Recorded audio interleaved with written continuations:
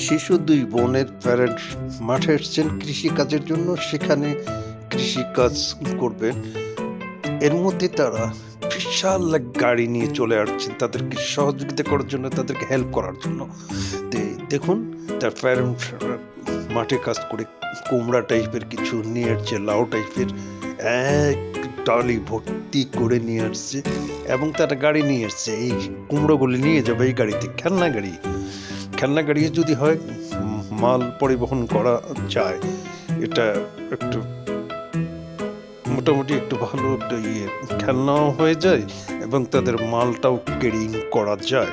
তো প্যারেন্ট উঠাই দিচ্ছে, ছোট বাচ্চা একটি কুমড়োটা উঠাতে পারতেছেন না, অনেক ওয়েট। একটা বাচ্চাটির ওজনে হবে 5 কেজি 10 কেজি এবং কুমড়াটির ওজনও সেই সেম, সেজন্য বাচ্চাটি উঠাতে পারতেছে না, কিন্তু তার চেষ্টা করতেছেন যে সে নিজেই এই কাজটা করবেন।